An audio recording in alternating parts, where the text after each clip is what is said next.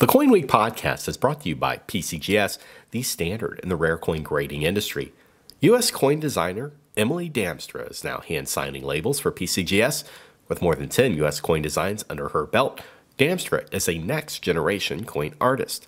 For more information on how to request Emily Damstra sign labels on your next submission, visit the PCGS Special Labels page at pcgs.com/labels. This week on the CoinWeek podcast, my dear friend Barbara Gregory, editor of the Numismatist, joins me to talk about her tenure as editor of the magazine of record for the hobby and some of the more interesting articles and topics that she's covered over the course of her decades-long career.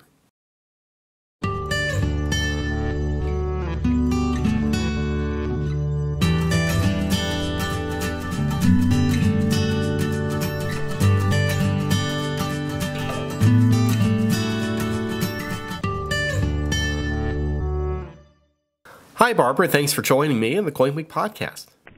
Well, thanks, Charles. It's my pleasure.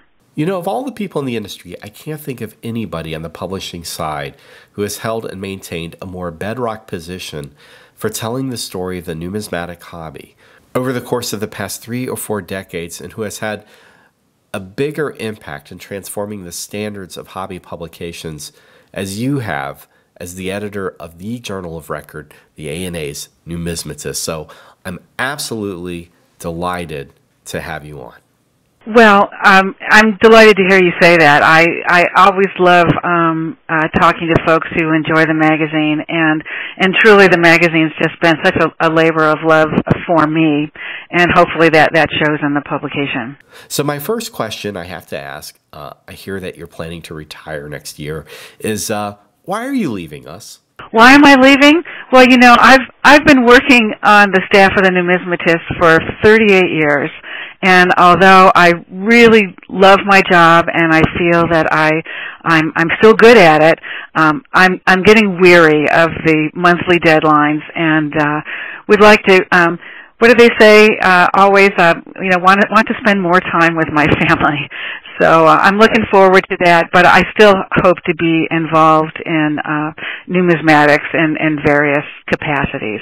And so my retirement date is next April 15th, 2020. So are you planning on doing a big final issue to end your run, or will this be a seamless transition from one hand to the next? It is going to be a very smooth transition, and I don't think most readers are going to notice any difference at all. We've got a great managing editor, Caleb Noel, and I've been working with Caleb for about 5 years here, and he probably is one of the most talented staff members I've ever had. He really gets it. He understands the editing process, the layout process, the magazine management, and so I think he's going to be a wonderful choice for taking over for me when I leave.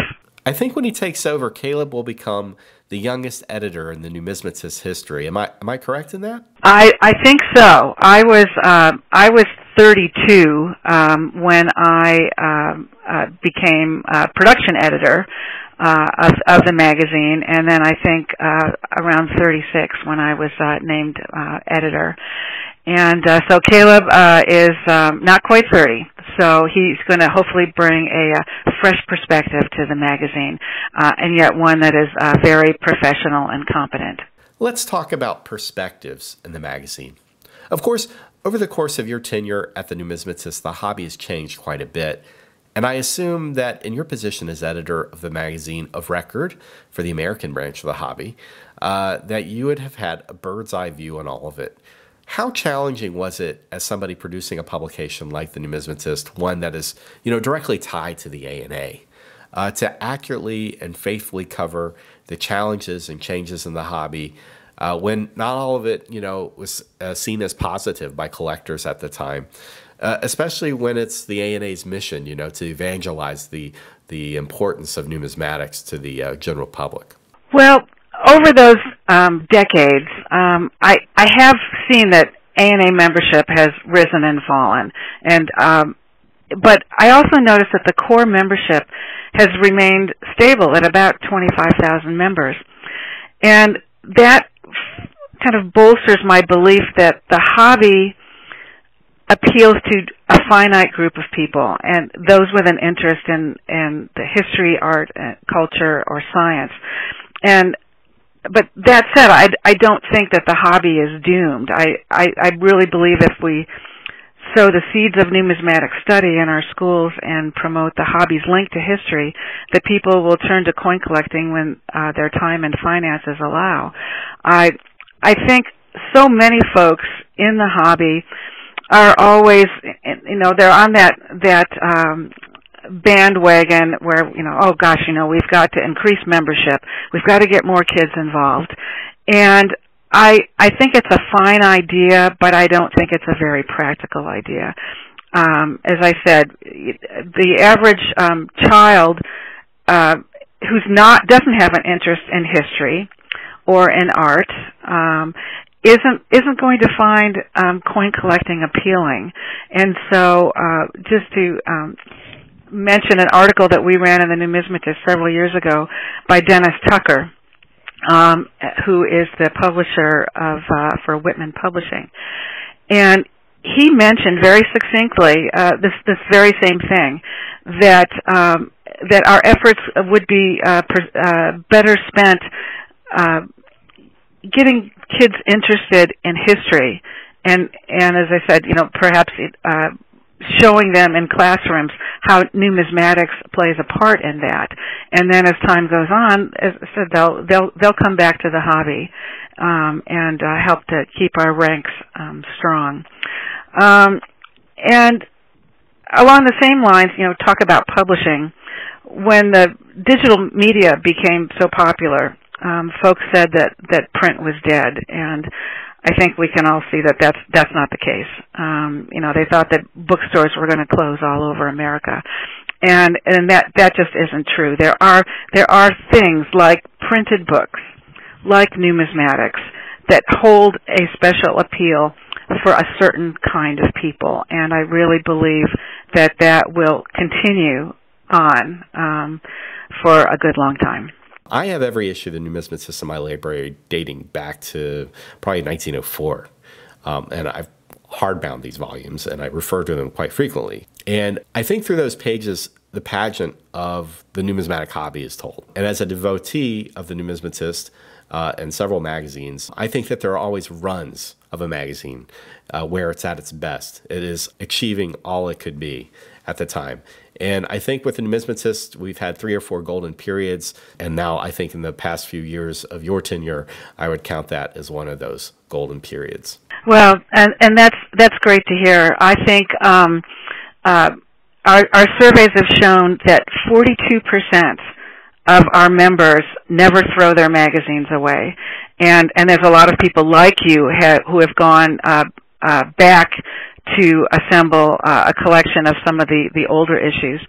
The Numismatist has a special niche in among hobby publications, and I really don't believe there's another publication that does quite what we do. Yes, we do try to keep current and bring news that our readers can use about what's going on in the hobby.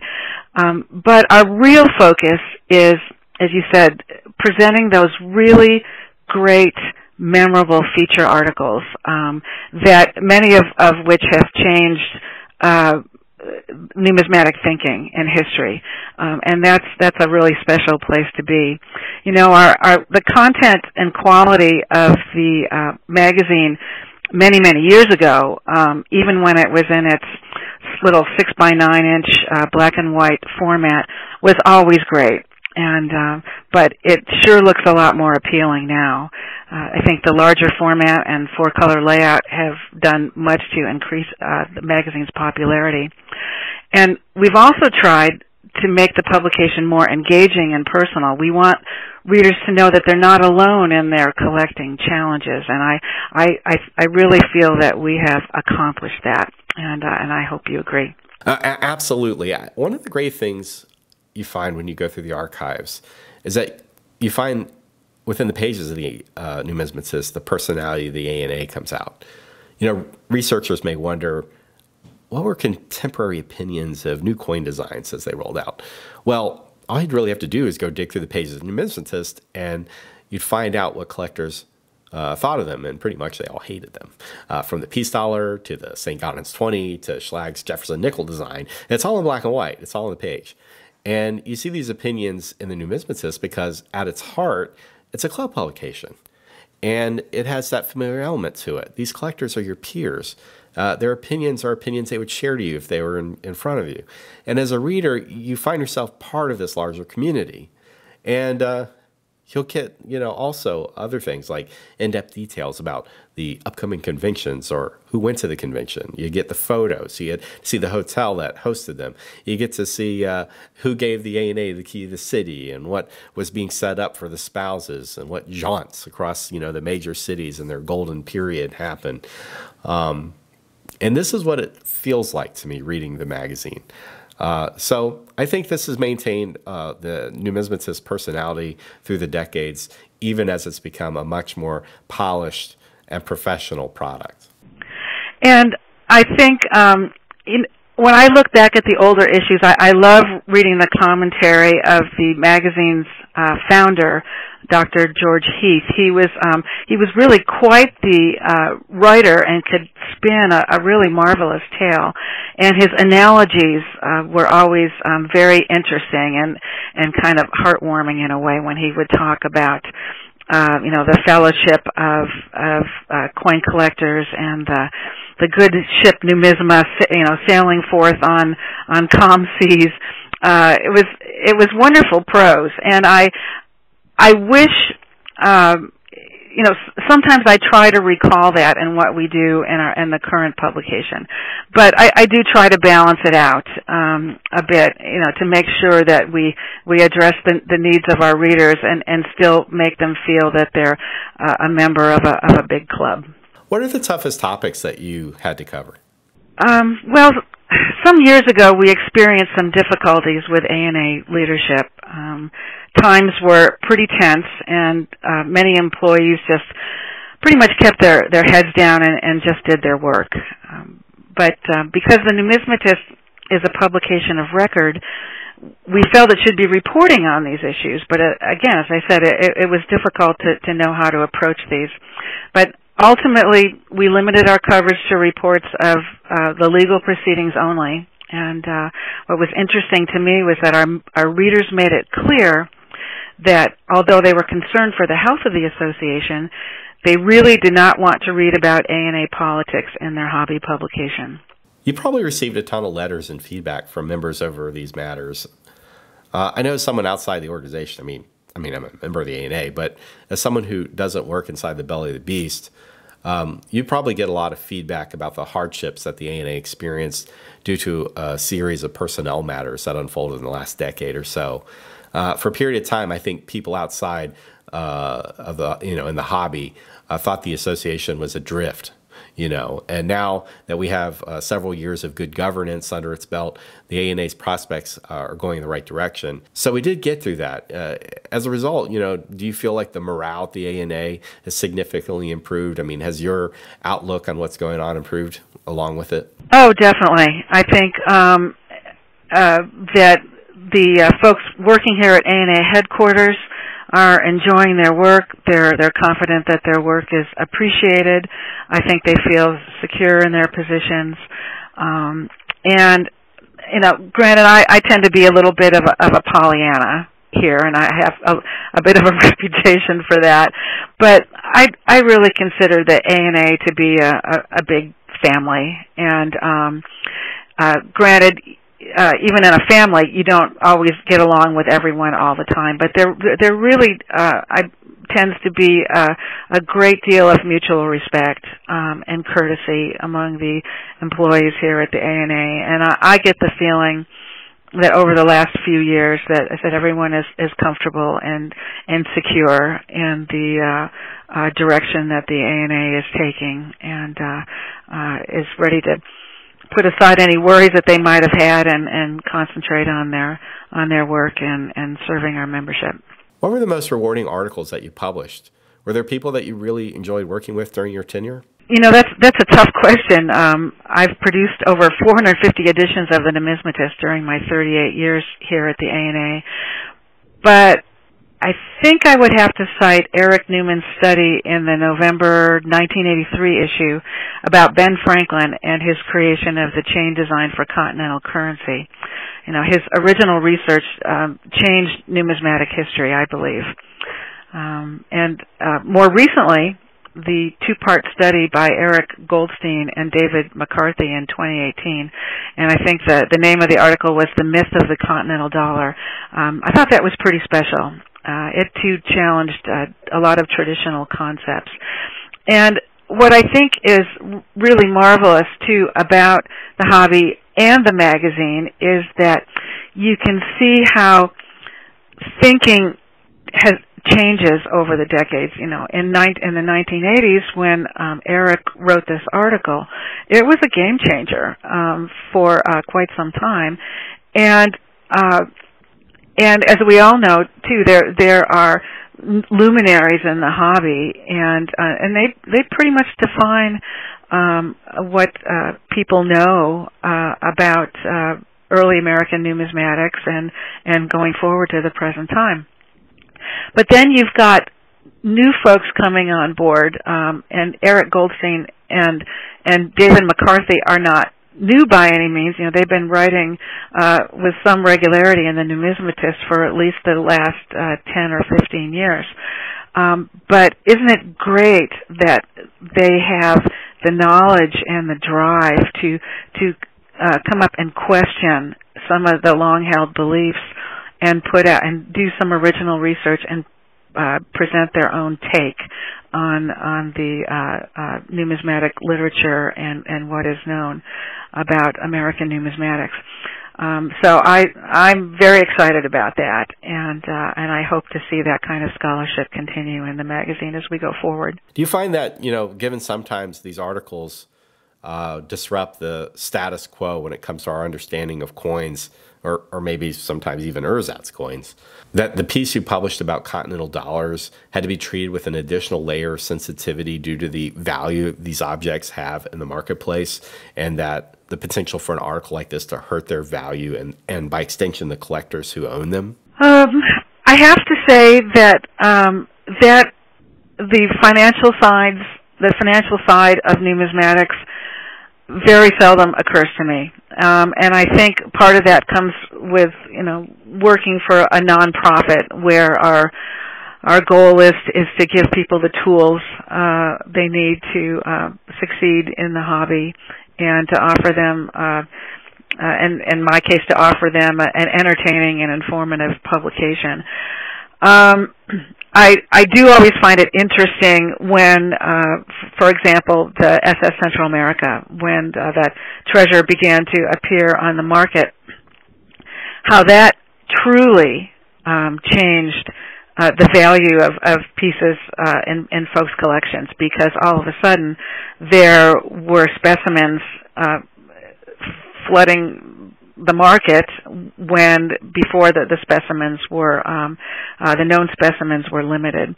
And so that as I said, I find fascinating. But overall, I'm always concerned with what does numismatics tell us about our history and our culture, and I leave the collecting part and the values up to the folks who are buying and selling. As the editor of CoinWeek, that is always an issue that we face. We are more market driven, and we publish content about current trends in the market, and we try to be completely agnostic about it. Just tell you what's actually happening. We don't have a dog in the race.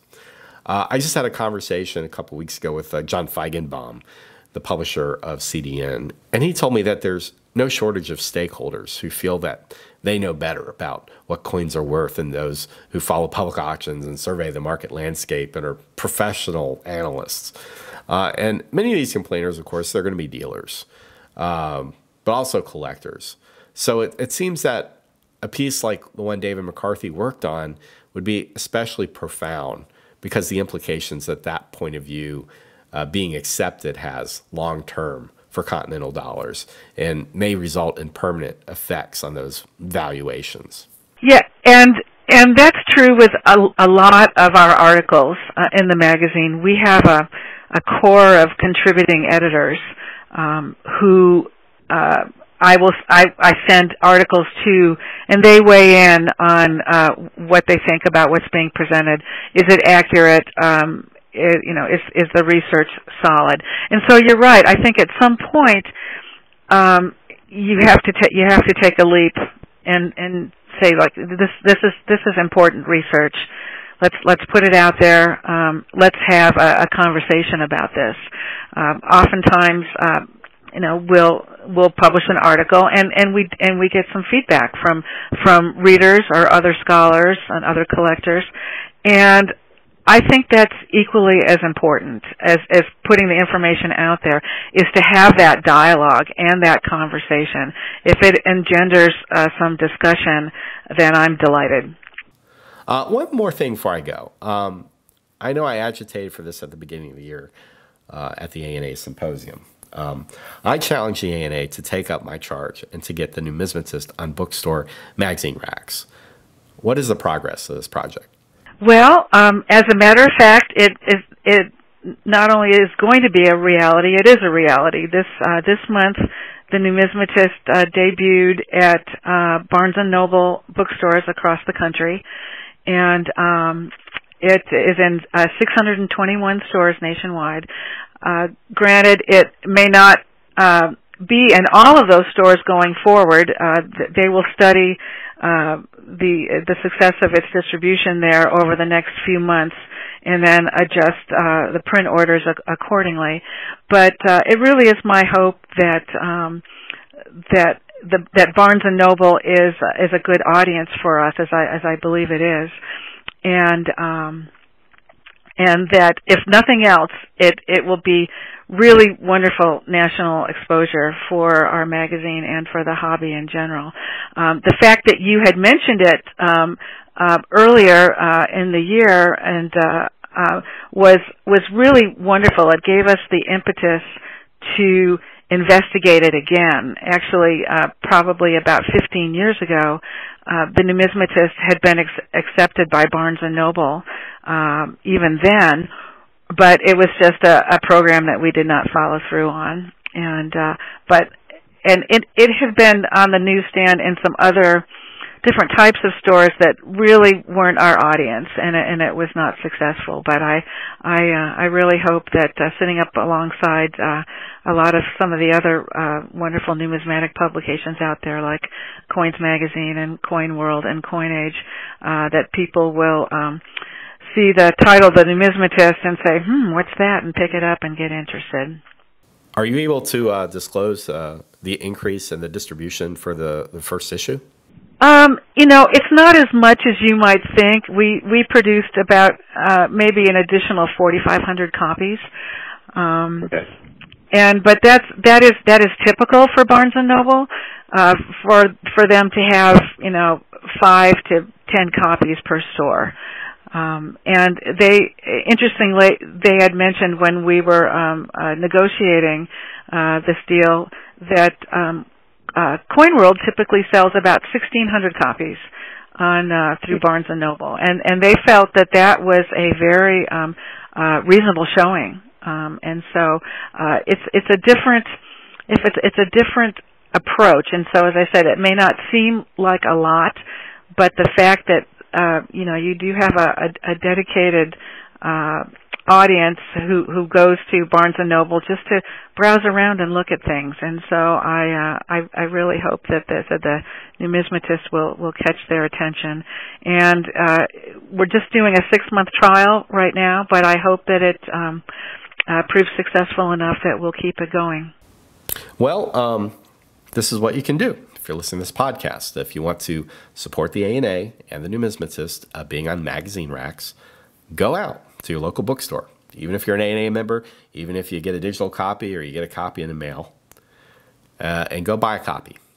And when you do, go tell the manager at that location that you appreciate that they have decided to carry the magazine and that you hope that they will continue to do so.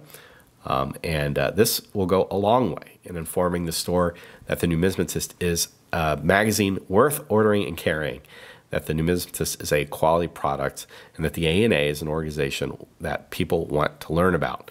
If you are not a member of the ANA, the Numismatist is a world-class numismatic magazine. Supporting it is not just investment into yourself, but it's also investment into the growth of the hobby and finding your place in it. So that's my plug. If we want to grow the hobby, we have to go outside of our circle. We have to speak to the non-initiated. And if we want people to spend money on these coins, we have to be relevant, and we have to be where people are. We operate with this concept in mind in CoinWeek, and I'm glad to see the ANA taking a bold direction with the Numismatist. Oh, thanks so much, Charles. And it was a pleasure to talk with you today. Well, thank you, Barbara, for joining us, and thank you for all the hard work you put into the magazine on behalf of all of us. I will personally miss your work at the Numismatist. If you enjoyed this podcast, please share it with your friends. Remember, you can download all 100+ episodes of the CoinWeek podcast, sponsored by PCKS, from the iTunes Store. For CoinWeek, I'm Charles Morgan. Until next time, happy collecting.